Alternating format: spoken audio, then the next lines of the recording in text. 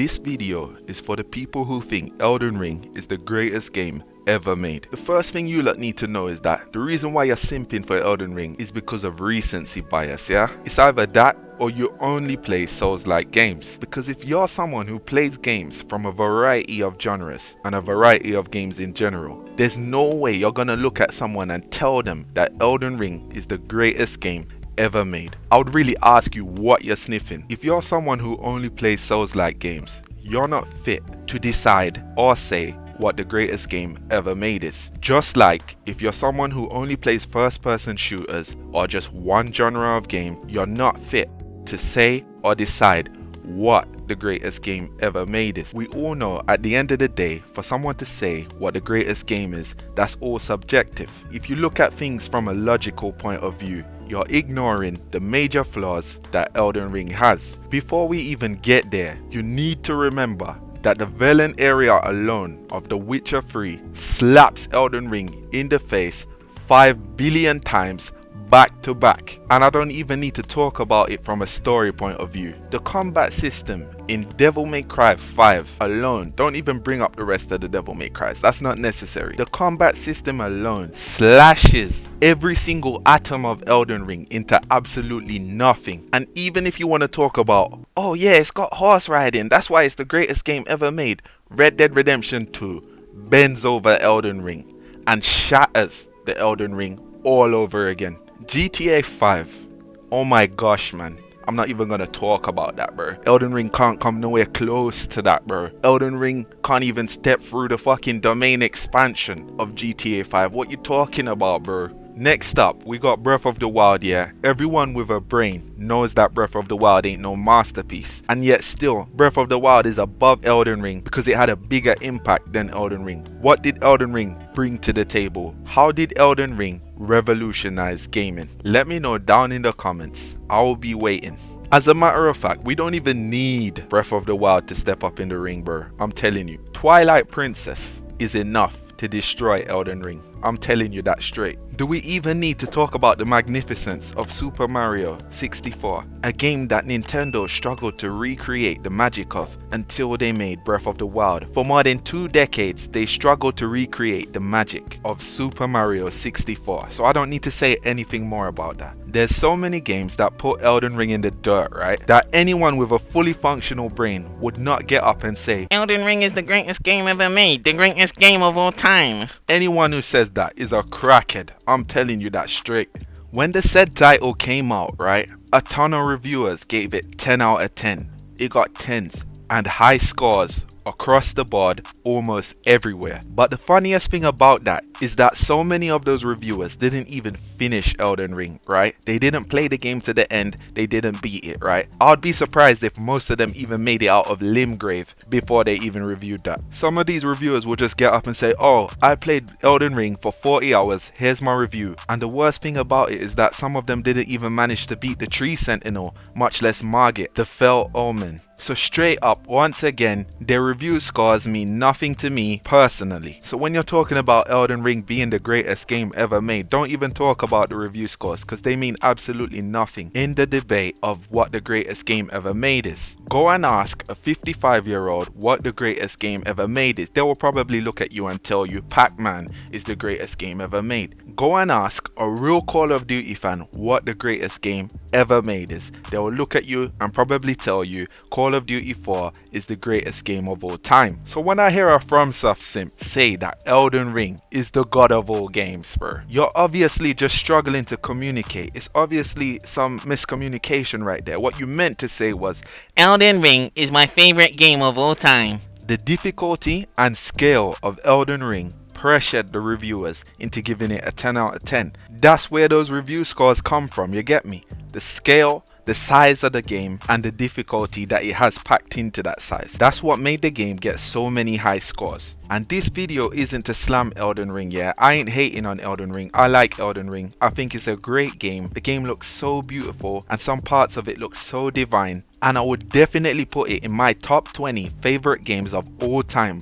But no way that's in the top 10, right? It could even be number 11, yeah. What I'm saying is, let's not overhype and overpraise the game for what it is. One thing that I personally dislike about Elden Ring, yeah, I remember playing that game and realizing and just being fatigued of the amount of time that I've spent on horseback. Traveling on horseback to get to my next destination wasn't a fun time for me in that game, yeah? Because most of the time when I was on the horse and riding to my next destination, I was just thinking about how long it's gonna take me to get there. When am I gonna finally get there? Because it's just boring riding the horse for so much time, yeah, and nothing's really going on. I don't remember seeing any random events that would stop me from time to time on my horse, yeah, or just something interesting, yeah, other than the things that you would find in the world, like you might find some weird creatures and stuff like that. I'm not talking about that. I'm talking about random events like what you would find in Red Dead Redemption 2. Sure, Elden Ring does have some unpredictable moments. For example, when you spend so much time on an elevator, a loading screen, only to find a whole world underneath the world that you just didn't expect. But once again, to focus on what I'm talking about, I'm not talking about the world itself. I'm talking about while I'm riding through the world on horseback. In a game like Elden Ring, what the fuck am I doing on a horse riding around, bro?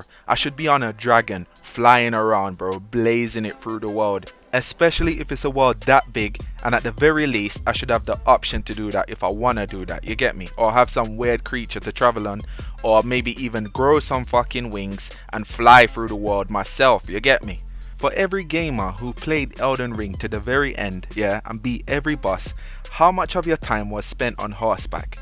What percentage of your time in game was spent on horseback? Just riding to your next destination. I'm all about these big expansive open worlds, yeah, that feel alive and feel like a real place that actually exists. I love that whenever it's done right. But when traveling around the world is so fucking boring, bro, then there's no point for the game to be that big. Especially with nothing interesting in between to keep it spicy and interesting, bro. I shouldn't be bored, yeah, traveling through the world. The only reason why I managed to push through that game, yeah, is because of my curiosity about the Erd Tree, you get me? The whole time I'm just wondering, when am I gonna finally make it to the Erd Tree? How far away from it am I? If you could just remove all the horse riding from Elden Ring, all of that dead space, the game would be a better time overall, in my opinion. And maybe then the FROMSOFT simps would actually replay it more often, like they do with the Dark Souls games. The marketing machine behind Elden Ring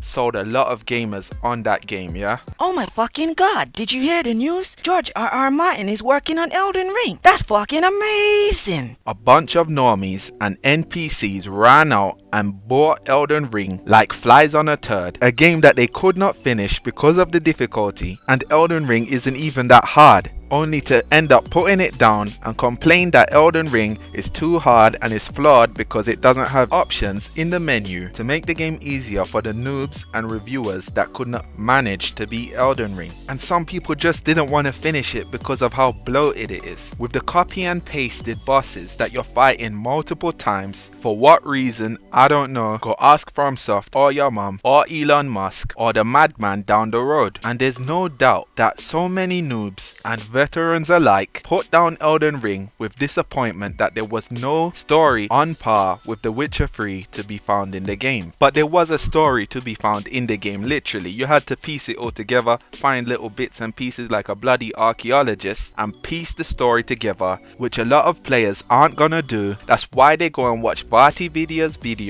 to find out what the fuck is going on in Elden Ring. And that is another major flaw with Elden Ring, yeah? If millions of players don't know what the hell is going on and they run to an outside source to figure it out, bro, are you gonna really look at the millions of players that watch Vati videos and tell them that Elden Ring is a perfect game, that there's absolutely nothing wrong with it? Some games do environmental storytelling better than some, right? And that's just a fact. And obviously From Software did not master the art of environmental storytelling at the time they made Elden Ring. So anyone who's gonna slam games like Marvel's Spider-Man 2 and Grand Theft Auto and Red Dead Redemption 2 for having cutscenes, bruh, I think you should just stop playing games right there and then. Because what are games without memorable characters, yeah, and a strong storyline to latch onto and keep the player motivated throughout the journey? And not every game needs to have a super strong storyline, or super memorable characters, but games like Elden Ring need that in order to be super great in my opinion. Not every gamer is gonna feel fully motivated to become the Elden Lord like me, you get me? Games need to give players more than that before you can get up and say, Elden Ring is the greatest game ever made, the greatest game of all time. rest in peace.